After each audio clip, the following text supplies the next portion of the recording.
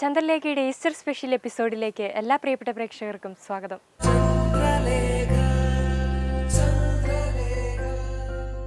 യേശുക്രിസ്തു പീഡകൾ സഹിച്ചു മരിച്ചതിൻ്റെ 3-ാം നാൾ മഹിമയോടെ ഉയർത്തെഴുന്നേറ്റതിൻ്റെ ഓർമ്മ പുതുക്കാനാണ് ഈസ്റ്റർ ആഘോഷിക്കുന്നത്.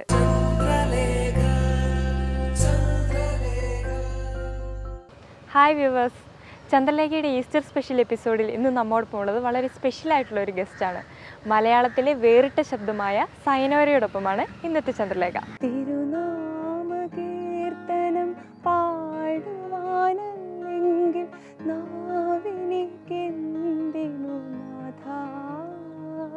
ഹായ് സൈനോര. ഹായ് പിഞ്ചു. ഇപ്പം മലയാള സിനിമയുടെ ഗാനരംഗത്തേക്ക് വന്നിട്ട് 2004 ഇതിലേക്ക് കടന്നു വരുന്നത്. അതെ. അപ്പം ഇത്രയും വർഷങ്ങളായി ഒരു ബ്രേക്ക് ഇല്ലാതെ ഈ സിനിമയിൽ തന്നെ നിലനിൽക്കുന്നു. എങ്ങനെയാണ് ഇതിനകത്തോട്ട് വരാനുണ്ടായ ഒരു സാഹചര്യം? ഫീൽഡിലോട്ട് വരുന്നോ അല്ലെങ്കിൽ ഫീൽഡിലോട്ട് വരണം എന്നോ എനിക്ക് അങ്ങനെ ഒരു ആഗ്രഹം പോയിട്ടൊരു ഡ്രീം പോലും ഉണ്ടായിരുന്നില്ല എന്നുള്ളതായിരുന്നു സത്യം. പക്ഷേ ആ കാലത്ത് നമുക്കൊരു ബാൻഡ് ഉണ്ടായിരുന്നു. ഞാൻ, എൻ്റെ ബ്രദർ, പിന്നെ മിഥുൻ എന്ന് പറഞ്ഞിട്ട് ഇപ്പം അവിയലിൻ്റെ ഡ്രമ്മർ, കടന്നപ്പള്ളി അങ്കിളുടെ മകൻ, പിന്നെ വേറൊരു ഷഹീബ്, പിന്നെ മെറീന, ഇവരെല്ലാവരും കൂടിയിട്ടൊരു ബാൻഡ് ഉണ്ട്. ഒരു എന്താ പറയുക, നമ്മൾ കോളേജിൽ പഠിക്കുന്ന അങ്ങനത്തെ ഒരു ടൈപ്പ് ഒരു ബാൻഡായിരുന്നു. അപ്പോൾ ആ ബാൻഡിൻ്റെ പെർഫോമൻസ് എനിക്ക് ടി വിയിൽ വന്നപ്പോഴാണ് എൻ്റെ വോയിസ് കേട്ടിട്ട് വെട്ടത്തിലേക്ക് എന്നെ ക്ഷണിക്കുന്നത്.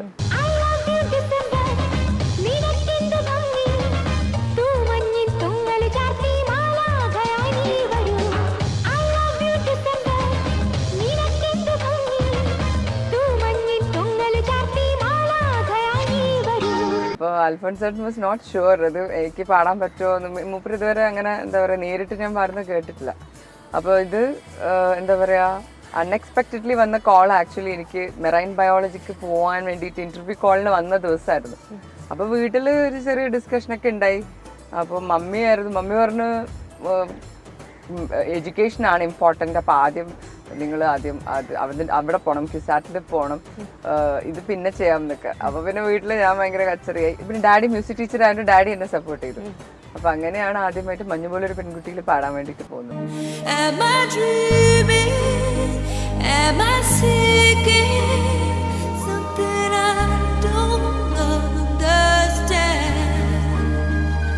ഇപ്പോൾ ചിത്ര ചേച്ചി, സുജാത ചേച്ചി എന്നൊക്കെ പറയുകയാണെങ്കിൽ അവരുടെയൊക്കെ ഒരു വോയിസ് എന്ന് പറയുന്നത് വേറൊരു ടൈപ്പ് വോയിസാണ്. ഇങ്ങനെ ഒരു വെറൈറ്റി വോയിസോടെ ഒന്ന് ആദ്യമായിട്ട് സൈനോരയാണെന്ന് തോന്നുന്നു. എനിക്ക് തോന്നുന്നത് മലയാളത്തിൽ ഇങ്ങനത്തെ വോയിസസ് പിന്നെ കൂടുതലായിട്ട് കേൾക്കാൻ തുടങ്ങുന്നത് ഇപ്പോഴൊക്കെയാണ്. അപ്പോൾ വന്ന ടൈമിന് മോസ്റ്റ്ലി ഇംഗ്ലീഷ് സോങ്സ് അല്ലെങ്കിൽ വെസ്റ്റേൺ ഓറിയൻറ്റഡ് സോങ്സ് ഒക്കെ ആകുമ്പോഴാണ് എന്നെ വിളിക്കാറും ഞാൻ പോയി പാടലും. ഇപ്പം കുറച്ച് മാറി മാറി വരുന്നുണ്ട്. ഇങ്ങനെ സിനിമയിലേക്ക് വന്നതിന് ശേഷമുള്ള ഒരു ലൈഫ്, അതായത് ബാൻഡൊക്കെ ആയിട്ട് നടന്നതാണല്ലോ, അപ്പോൾ സംഗീത പാരമ്പര്യം എന്തായാലും ഉണ്ട്. അപ്പോൾ ഈ സിനിമയിലേക്ക് വന്നതിന് ശേഷമുള്ള ഒരു സംഗീത ജീവിതം എങ്ങനെ പോകും? സിനിമയിലേക്ക് വന്നതിന് ശേഷമുള്ള സംഗീത ജീവിതം പറഞ്ഞ സംഗീതപരമായിട്ടുള്ള കുറച്ച് പ്രശ്നങ്ങൾ ഫീൽ ചെയ്തു. കാരണം അതുവരെ ഡാഡീൻ്റെ കീഴിലാണ്. ഇപ്പോൾ ഡാഡി എല്ലാ ദിവസവും പാട്ടിന് പ്രാക്ടീസിന് നിർബന്ധിക്കും. പിന്നെ കർണാട്ടിക്കോ അല്ലെങ്കിൽ ഹിന്ദുസ്ഥാനിയോ അല്ലെങ്കിൽ വെസ്റ്റേൺ എന്തായാലും എല്ലാ ദിവസവും പ്രാക്ടീസ് ചെയ്തിരിക്കണം. ഇത് ആ ഹോൾഡിൽ നിന്ന് ഇങ്ങോട്ട് കംപ്ലീറ്റ്ലി കടന്ന് ഫിലിം ഫീൽഡിലായപ്പോൾ പിന്നെ വെറും പാട്ട് പാടല്, ഷോ ചെയ്യല്, അങ്ങനെ. സൗത്ത് ഇന്ത്യയിൽ തന്നെ ഏറ്റവും കൂടുതൽ ഡിസ്കസ് ചെയ്യപ്പെട്ട ഒരു ഫിലിമാണ് ബാഹുബലി. പാടാനൊരു അവസരം കിട്ടി. അത് വേറെ എന്തെങ്കിലും ചാൻസുകൾ കൂടുതലായിട്ട് വഴിതെളിച്ചു തന്നു? ബാഹുബലിയിൽ പാടി, അതൊരു വലിയൊരു കാര്യമാണ്. പക്ഷെ ആ പാട്ട് കേട്ടിട്ട് വേറൊരു പാട്ട് വിളിച്ചോ എന്നുള്ളത് ഇതേവരെ എൻ്റെ അടുത്ത് ആരും പറഞ്ഞിട്ടില്ല അങ്ങനെ. പക്ഷെ തീർച്ചയായിട്ടും കിരവാണി സാറിൻ്റെ കീഴിൽ ഹൈദരാബാദ് പോയിട്ടാണ് ആ പാട്ട് ഞാൻ പാടിയത്. മലയാളത്തിൻ്റെ വേർഷൻ ഞാനും വിജയായിരുന്നു. ആൻഡ് ഞാൻ അറിഞ്ഞത് വിജയാണ് ഏറ്റവും കൂടുതൽ ഈ പാട്ടിന് സൂട്ട് ചെയ്യണ വോയിസ് സൈനോരൻ്റെ ആണെന്ന് പറഞ്ഞിട്ട്, അങ്ങനെ വിജയ് ത്രൂ ആണ് ആക്ച്വലി അങ്ങനെ ഒരു വലിയൊരു അവസരം എനിക്ക് കിട്ടുന്നത്. അപ്പോൾ തീർച്ചയായിട്ടും അത് ഒരു നല്ലൊരു ബ്രേക്ക് തന്നെയായിരുന്നു. പെട്ടെന്ന് ബാഹുബലി ഇത്രയും വലിയൊരു ഫിലിമിൽ നമ്മുടെ വോയിസ് വരുമ്പം അതിൻ്റെ ഒരു ഫീലിംഗ് ഡിഫറെൻ്റ് ആണ്.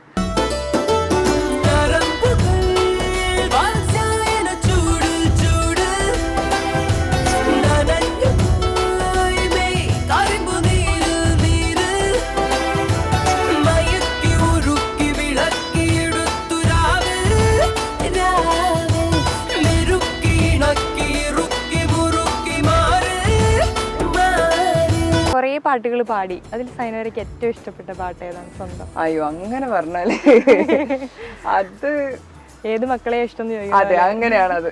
നമുക്ക് നമ്മുടെ ഫ്രണ്ട്സിന്റെ കൂട്ടത്തിൽ ആരെ ഏറ്റവും ഇഷ്ടം എന്ന് പറഞ്ഞാല് അത് നമുക്ക് പറയാൻ പറ്റൂല. അതുപോലെ അത് എല്ലാ പാട്ടുകളും ഇഷ്ടമാണ്.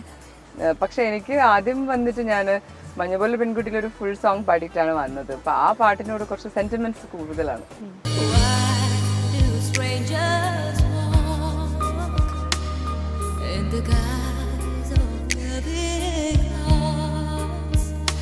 ഇപ്പം മലയാളത്തിന് പുറമെ തമിഴില് എല്ലാത്തിലും ഒത്തിരി പാട്ടുകൾ പാടിയിട്ടുണ്ട്.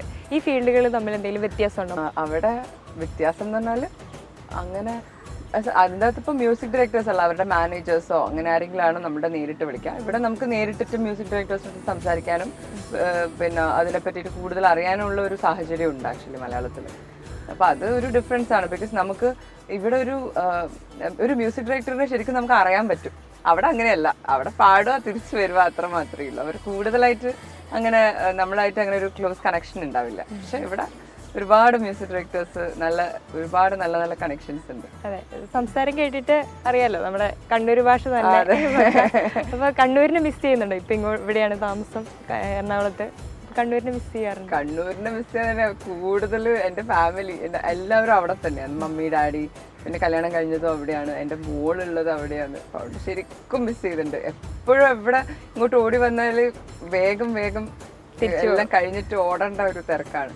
പക്ഷെ നമുക്ക് വർക്ക് റിലേറ്റഡ് ആയിട്ട് ഒന്നുകിൽ ചെന്നൈ അല്ലെങ്കിൽ കൊച്ചിയിൽ തന്നെ നമ്മൾ ഇപ്പം സ്റ്റേ ചെയ്യേണ്ടി വരും. കാരണം കണ്ണൂർ ഇനി കുറച്ചും കൂടി മ്യൂസിക്കൽ ഇതിലായിട്ട് ഒരുപാട് സ്റ്റുഡിയോസൊക്കെ ഇങ്ങനെ ഡെവലപ്പ് ചെയ്ത് വരാനുണ്ട്.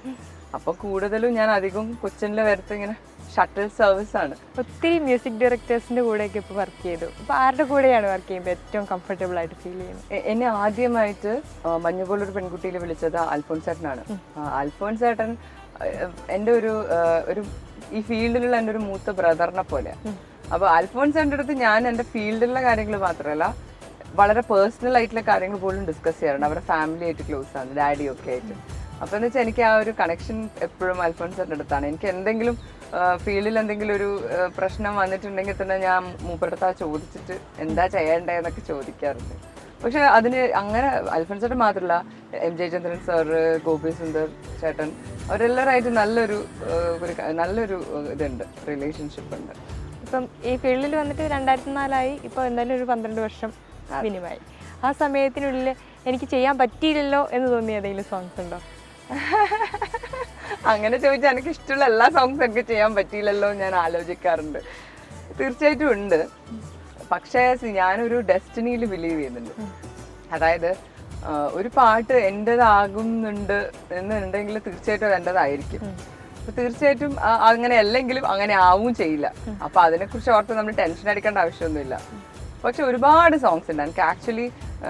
ഇപ്പം റീസെന്റ് ഇപ്പൊ റാണി പത്മിനിയിൽ മിഴിമലരുകൾ എന്ന് പറഞ്ഞ ഒരു പാട്ട് ബിജി ചേട്ടൻ തന്ന ഒരു സോങ്ങോട് കൂടിയിട്ടാണ് സൈനോര മെലഡി പാടും അല്ലേ എന്ന് ആൾക്കാർ ചിന്തിക്കാൻ തുടങ്ങി. അങ്ങനത്തെ ഒരു സോങ് ആയിരുന്നു അത്. ഏറ്റവും കൂടുതൽ അപ്രിസിയേഷൻ കിട്ടിയത് ഏത് പാട്ട് പാടിയിരുന്നു? Am I dreaming definitely.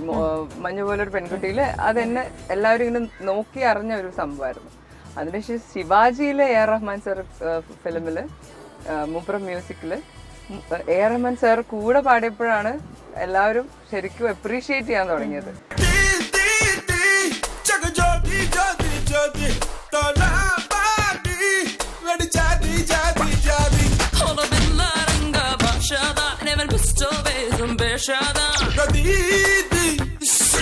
അവസാനമായി ചെയ്തത് പുതിയ നിയമത്തിലെ പാട്ടാണെന്ന് തോന്നുന്നു. അപ്പം ഇതുവരെ എത്തി നിൽക്കുന്ന ഇതിനകത്ത് കൂടുതലായിട്ട് ഇനി എന്തൊക്കെ ചെയ്യാനാണ് ആഗ്രഹമുള്ളത്?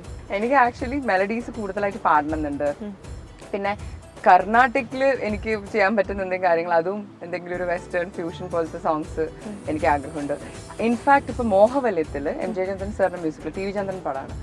അതില് ഞാൻ പാടിയത് അറബിക് പ്ലസ് വെസ്റ്റേൺ പ്ലസ് അതൊരു മലയാളം സോങ്ങുമാണ്. അപ്പൊ അങ്ങനത്തെ ഒരു ഫ്യൂഷൻ എലിമെന്റ് ഉള്ള സോങ്സ് ഉണ്ട്. അപ്പോൾ അങ്ങനത്തെ കുറച്ച് കൂടുതൽ സോങ്സ് പാടണമെന്ന് ആഗ്രഹമുണ്ട്.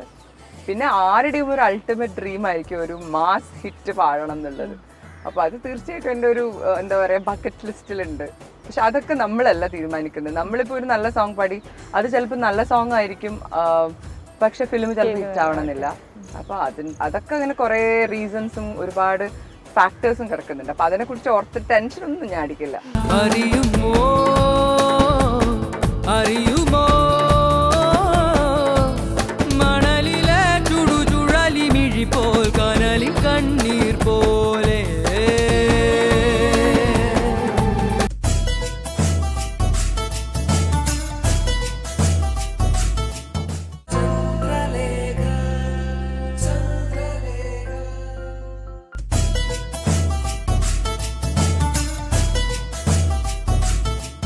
ഇപ്പൊ ഈസ്റ്റർ ഒക്കെ അടുത്ത് വരികയാണ്.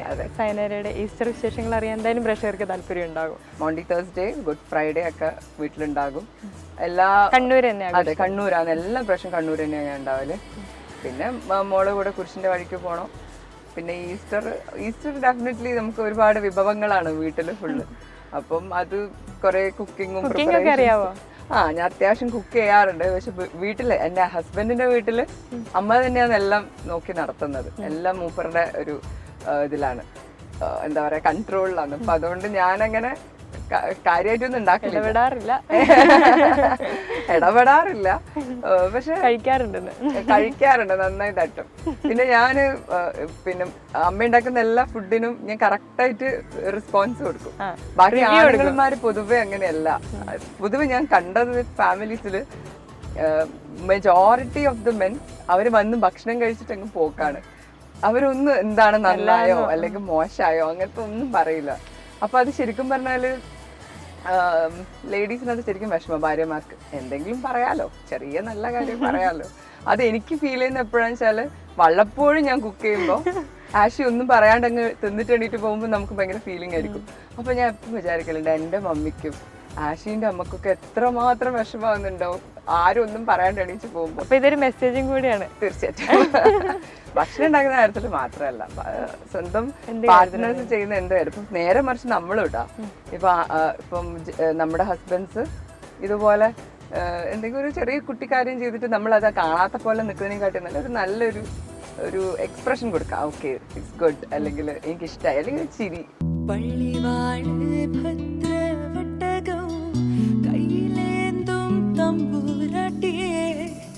നല്ല ചന്ദ്ര തിരുമുന്നിൽ ചെന്നു കളി തുടങ്ങി. അങ്ങനെ ഇനി ഞാനും മറന്നിടാ, നല്ല ജനം മറന്നിടാ, മറന്നിടുക സ്ത്രീധനം മുതലേ വേറെയുണ്ടേ.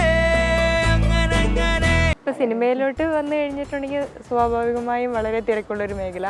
അങ്ങനെ വരുമ്പം എപ്പോഴെങ്കിലും ഈസ്റ്റർ ഒക്കെ മിസ് ചെയ്തിട്ടുണ്ടോ? ഗുഡ് ഫ്രൈഡേന്റെ അന്ന് ഞാനൊരു ഷോ എടുത്തു പോയി. പക്ഷെ അന്ന് നമുക്ക് ഓർമ്മ തന്നെ ഇല്ല. ഏതോ ഒരു 2-3 മാസം കഴിഞ്ഞിട്ടുള്ള ഏതോ ഒരു ഡേറ്റ് അവർ ചോദിച്ചു. ഞാൻ ഡേറ്റ് ഫ്രീ ആയിരുന്നു, ഡേറ്റ് കൊടുത്തു.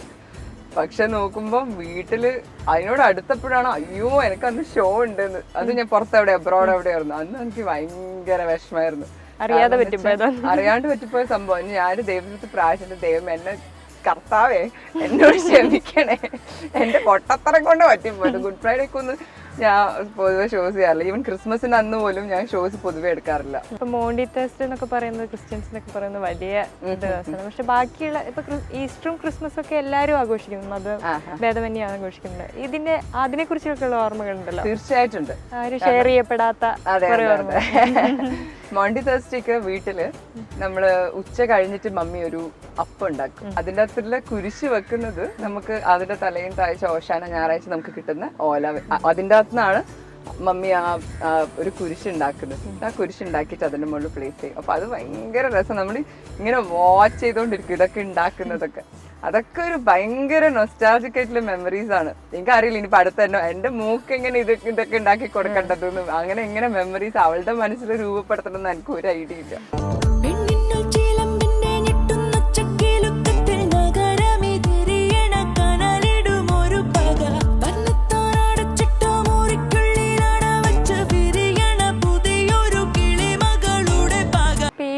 തുടർന്നുകൊണ്ട് പോകാനുള്ള ഫാമിലിയുടെ സപ്പോർട്ട് അതില്ലെങ്കിൽ ഒട്ടും മുന്നോട്ട് പോകാൻ പറ്റില്ലല്ലോ. എങ്ങനെയാണ് സൈനോരയ്ക്ക് വീട്ടില്? ഞാൻ പറഞ്ഞില്ല, പണ്ട് മുതലേ ഡാഡി ഒരു മ്യൂസിക് ടീച്ചറാ. അപ്പൊ ഡാഡി പണ്ട് മുതലേ ഈ പഠിപ്പിനെക്കാട്ടിയും ഇമ്പോർട്ടൻസ് കൊടുക്കുന്നത് മ്യൂസിക്കിനാണ്. അപ്പൊ അത് പറഞ്ഞ് മമ്മിയും ഡാഡി എപ്പോഴും തള്ളാവാറുണ്ട്. കാരണം മമ്മി എന്തെങ്കിലും നാളെ തന്നെ ഇത് സോഷ്യൽ സ്റ്റഡീസ് പഠിച്ചില്ല, ഇരുന്ന് പഠിക്കുന്ന പറയുന്ന സമയമായിരിക്കും ഡാഡി വന്നിട്ട് വയലിൻ പ്രാക്ടീസ് ചെയ്താ, ഗിറ്റാർ പ്രാക്ടീസ് ചെയ്താ, പോയി പാടടി എന്ന് പറയും.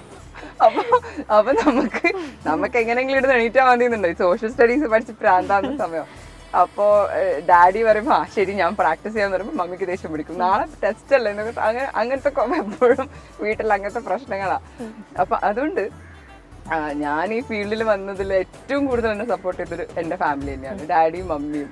അനിയനാണെങ്കിൽ അനിയത്തിയാണെങ്കിൽ അവർ രണ്ടുപേരും ഡാഡിയുടെ അടുത്ത് വയലിൻ പഠിച്ചു, അവർ സ്റ്റേറ്റ് ലെവൽ വിന്നേഴ്സ് ആണ്.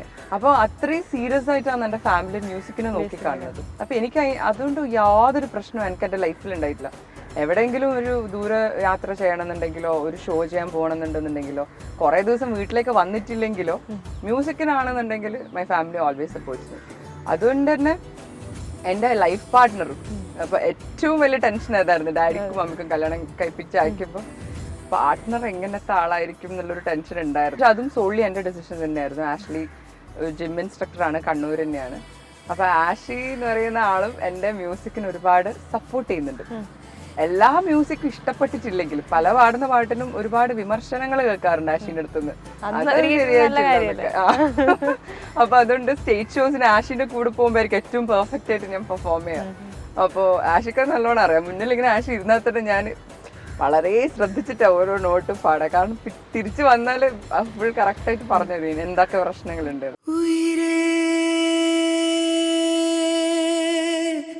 എന്നെ വിട്ടു പോകാതെ ഉയരേ, എന്നെ വിട്ടു പോകാതെ തളിരായി തരുവായി തണലായി നീ വാ, അലയായി തിരയായി കടലായി നീ വാ. മോൾക്ക് എത്ര വയസ്സായി? മോക്കിപ്പോ 3.5 വയസ്സായി. സൈനോരയാണോ? ആ കുട്ടി സൈനോരയാണ്. ഭയങ്കര വമ്പത്തിയാ, ഭയങ്കര കുറുമ്പി കുട്ടിയാ. ഇപ്പൊ തന്നെ അവളുടെ എന്റെ ഡബ് സ്മാഷസ് ഒക്കെ ഭയങ്കര പിന്നെ ഫേസ്ബുക്കിൽ ഇങ്ങനെ ചൂടപ്പം പോലെ വിറ്റഴുന്നതാ. ഡബ് സ്മാഷസ് ഒക്കെ ചെയ്യും, നല്ല ആക്റ്റീവ് നന്നായിട്ട് പാടും, അത്യാവശ്യം പാടും. ഉയരയുടെ ഒരു ടീച്ചർ അവള് തന്നെ പാടി ഇറക്കിയിട്ടുണ്ട്. അവരങ്ങനെയല്ല, ടാലന്റ് ഉണ്ട്. പക്ഷെ എനിക്കിപ്പോ ഡാഡി ഇങ്ങനെ നിർബന്ധിച്ചിട്ട് പഠിപ്പിച്ചതുപോലെ എന്റെ മോളെ പഠിപ്പിക്കാൻ പറ്റുമെന്ന് എനിക്കറിയില്ല. പക്ഷെ എനിക്ക് പഠിപ്പിക്കണം എന്നുണ്ട്, ഡാൻസും പാട്ടും. ഡാഡി ഒരുപാട് ഇൻസ്ട്രുമെന്റ്സ് ആക്ച്വലി നമ്മളെ പഠിപ്പിച്ചിട്ടുണ്ട്. ഞങ്ങളുടെ പടിഞ്ഞാറു നടയിൽ വാളാറോ കല്ലറയിൽ 7.5 വട്ടി വെയ്ത്തവിടെ കിടപ്പതുണ്ടേ അങ്ങനെ പള്ളിവാഴ് ഭദ്രവട്ടകോ കയ്യിലേന്തും തമ്പൂരാട്ടി നല്ല ചന്റെ തിരുമുന്നിൽ ചെന്നു കളി തുടങ്ങി.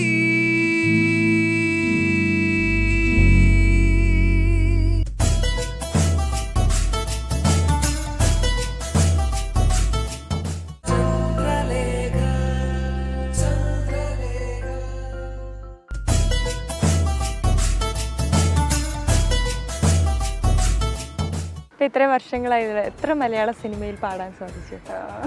ഞാൻ പണ്ടേ കണക്കിൽ ഭയങ്കര വീക്കാണ്.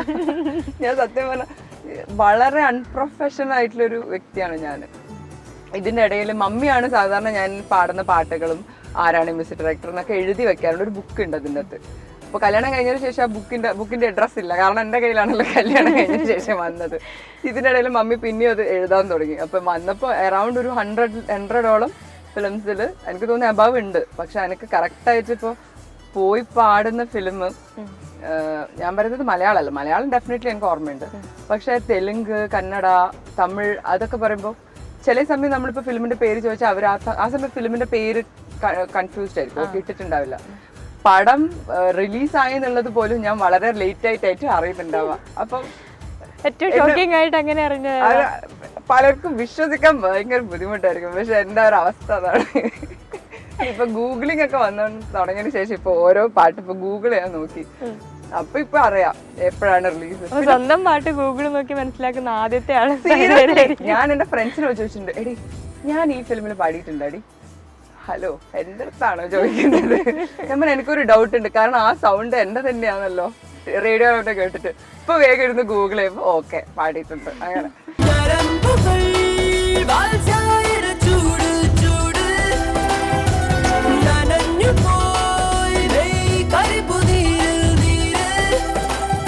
വിദേശത്തൊക്കെ ഒത്തിരി ഷോകളൊക്കെ ചെയ്യുന്നതാണ്. ഒറ്റയ്ക്ക് ഒത്തിരി ഇപ്പൊ പറഞ്ഞു ഫാമിലിയിൽ നിന്ന് മാറി നിന്നു, ആഴ്ചകളോളം മാറി നിൽക്കേണ്ട അവസ്ഥകൾ വരാറുണ്ട്. അങ്ങനെ നിൽക്കുമ്പം ഒരു സ്ത്രീ എന്ന നിലയിൽ സ്വാഭാവികമായും കുറെ പ്രശ്നങ്ങൾ നേരിടുന്നു. ഇതൊക്കെ എങ്ങനെ ധൈര്യപൂർവ്വം നേരിടുന്നു? അത് ശരിക്കും വളരെ നല്ലൊരു ക്വസ്റ്റ്യൻ ആണത് ബിഞ്ചു. കാരണം ഞാൻ ഈ ഫീൽഡിലോട്ട് വരാൻ തുടങ്ങിയ സമയം എനിക്ക് സത്യം പറഞ്ഞാൽ പേടിയായിരുന്നു, എങ്ങനെയാണ് ആൾക്കാരെന്ന് അറിയില്ല. അപ്പോൾ I was accompanied by either my daddy അല്ലെങ്കിൽ മമ്മി, എപ്പോഴും ഒരു അക്കമ്പനിസ്റ്റ് ഉണ്ടാവും. അങ്ങനെയൊക്കെയായിരുന്നു മുന്നോട്ട് പോയിട്ടുണ്ടായിരുന്നത്. പക്ഷെ കല്യാണത്തിന് മുൻപ് ആശി എൻ്റെ അടുത്ത് പറഞ്ഞു, ഒരു കാര്യമുണ്ട്, ഞാൻ എപ്പോഴും എല്ലാ ഷോയിനും നിന്റെ കൂടെ വരുന്നോ അങ്ങനെയൊന്നും പ്രതീക്ഷിക്കരുത്. നീ നിന്റെ കരിയർ നിന്റെ ജോലി ചെയ്യും, എനിക്ക് എൻ്റെ ജോലിയുണ്ട്, ഞാനിവിടെ ജോലി ചെയ്യും. വളരെ റെയറായിട്ട് നമുക്ക് ഒരുമിച്ചിട്ട് പോകണമെങ്കിൽ പോകാം. അപ്പോൾ you should be on your own എന്നുള്ള രീതിയിൽ എനിക്ക് പറഞ്ഞു. അങ്ങനെ കല്യാണം കഴിഞ്ഞതിന് ശേഷമാണ് പല ഷൂസിന് ഞാൻ ഒറ്റയ്ക്ക് പോകാൻ തുടങ്ങിയത്. പക്ഷെ ട്രാവലിംഗ് എപ്പോഴും അലോണാണ്. എനിക്ക് എപ്പോഴും ഫീൽ ചെയ്ത കാര്യം എന്താ വെച്ചാലുണ്ടല്ലോ, പൊതുവേ പെൺകുട്ടികൾ ഇപ്പോഴത്തെ കാര്യമല്ല ഞാൻ പറഞ്ഞത്, ആദ്യം മുതലേ വരുന്ന കാര്യങ്ങൾ, എന്തെങ്കിലും പ്രശ്നം വരുമ്പോൾ അവർ അനങ്ങാണ്ടിരിക്കുന്നുണ്ട്, അവർ പ്രതികരിക്കുന്നില്ല. അതാണ് ഈ ഒരു കാലഘട്ടത്തിൽ ഏറ്റവും ആവശ്യമായിട്ടുള്ളൊരു കാര്യം. എനിക്ക് അങ്ങനെയാണ് ഫീൽ ചെയ്തിരിക്കുന്നത്. രാത്രി ചിലപ്പോൾ അലോൺ ഒറ്റയ്ക്കായിരിക്കും പോകുന്നുണ്ടാവുക. എൻ്റെ ഒരു അഡ്വൈസ് എന്ന് പറയുന്നത്, ഒറ്റയ്ക്ക് രാത്രി ട്രെയിനിൽ ഒറ്റയ്ക്ക് ട്രാവൽ ചെയ്യുമ്പം ഒരിക്കലും ലേഡീസ് കമ്പാർട്ട്മെന്റ് ഓപ്റ്റ് ചെയ്യേണ്ട. അത് ഏറ്റവും ഒരു ഭയങ്കര ഇതായിട്ടുള്ള കാര്യമാണ്. ഈവൻ ആ സൗമ്യ വധക്കേസിന്റെ സമയം അത് ഞാൻ എക്സ്പീരിയൻസ് ചെയ്തതാണ്. കാരണം ഞാൻ വെസ്റ്റേൺ മ്യൂസിക് പഠിക്കാൻ വേണ്ടിയിട്ട് എപ്പോഴും കൊച്ചിനിൽ വരുന്ന സമയം, കോളേജിന്റെ സമയം, ലേഡീസ് കമ്പാർട്ട്മെന്റിൽ ഒരു കോഴിക്കോട് കഴിഞ്ഞ് വടകര എത്തുമ്പോഴത്തേക്കും കാലിയാവും, നമ്മൾ ഒറ്റക്കാകും. അപ്പൊ പിന്നെ ഈ എന്താ പറയുക, ബെഗേഴ്സ് ആയിട്ടുള്ള ആൾക്കാരും കുറെ ആൾക്കാരൊക്കെ, തീരെ ഒരു ഇതില്ലാത്ത ആൾക്കാരൊക്കെ അതിൻ്റെ അകത്ത് വരാറുണ്ട്. അപ്പൊ ഡാഡി അതിനകത്ത് എപ്പോഴും പറയും, നീ തിരിച്ചു വരുമ്പോൾ ജനറലിൽ കയറിയാൽ മതി, ഈ ആണുങ്ങളൊക്കെ ഉള്ള സ്ഥലത്ത് കയറിയാൽ മതി. അതെ, ആരെങ്കിലും ഹെൽപ്പിനെങ്കിലും ആർക്കെങ്കിലും അല്ല, ആരും അങ്ങനെ അടുത്ത് അങ്ങനെ മോശം രീതിയിൽ ബിഹേവ് ചെയ്യില്ല. അപ്പം നമ്മൾ പെൺകുട്ടികള് ആണുങ്ങളെ ഒരു എന്താ പറയാ ആക്രമിക്കുന്ന ആൾക്കാർ എന്നുള്ള രീതിയിൽ കാണാണ്ട് അവരുടെ സപ്പോർട്ട് നമുക്ക് സീക്കാം. ശരിക്കും എന്തെങ്കിലും ഒരു ബുദ്ധിമുട്ടുണ്ടെങ്കിൽ നമുക്ക് വേണമെങ്കിൽ അടുത്തിരിക്കുന്ന ആളുടെ ഒരു ചേട്ടാ ഇങ്ങനെ ഒരു പ്രശ്നമുണ്ട്, ഒന്ന് എന്നെ ഹെൽപ്പ് ചെയ്യുമെന്ന് ചോദിക്കേണ്ട ഒരു മെന്റാലിറ്റി വരണം. അല്ലാണ്ട് എല്ലാം തനിയെ എടുത്ത് തലയിൽ വെക്കുമ്പോഴാണ് ഈ പ്രശ്നങ്ങൾ മൊത്തം വരുന്നത്. തീർച്ചയായിട്ടും പിന്നെ ഇൻഫർമേഷൻസ് എപ്പോഴും പാസ് ചെയ്യാം. നമ്മളിപ്പോൾ എവിടെ പോകുന്നുണ്ടെന്നുണ്ടെങ്കിലും ഡാഡീനോ അല്ലെങ്കിൽ മമ്മീനോ വിളിച്ച് പറയാം. ചെന്നൈയിൽ ഒരു തവണ റെക്കോർഡിങ്ങിന് വിളിച്ചു, രമ സാറിന്റെ റെക്കോർഡിംഗ് ആയിരുന്നു.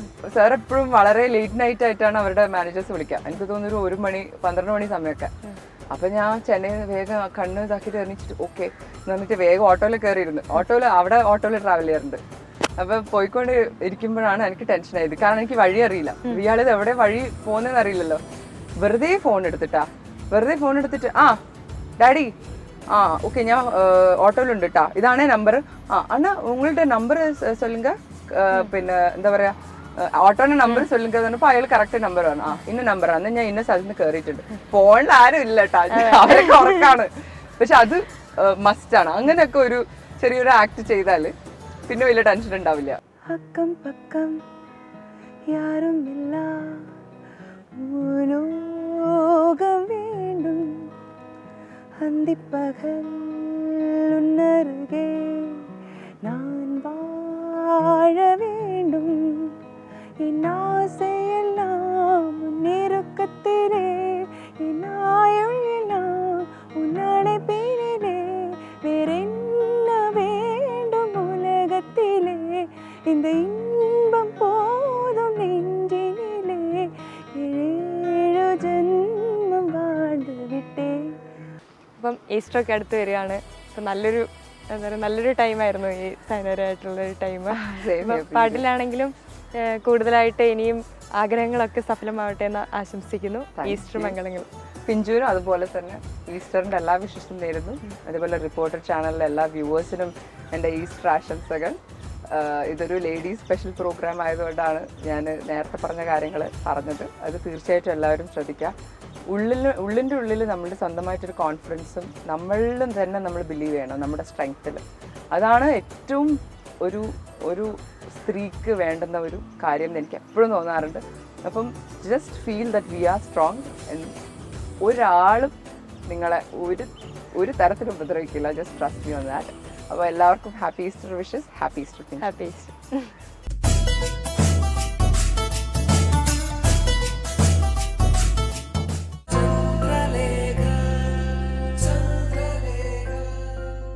ചന്ദ്രലേഖയുടെ ഇന്നത്തെ എപ്പിസോഡ് പൂർണ്ണമാകുന്നു. നിങ്ങളുടെ വിലയേറിയ അഭിപ്രായങ്ങളും നിർദ്ദേശങ്ങളും ഞങ്ങളെ എഴുതി അറിയിക്കുക. കൂടുതൽ കാഴ്ചകളുമായി വീണ്ടും കാണാം.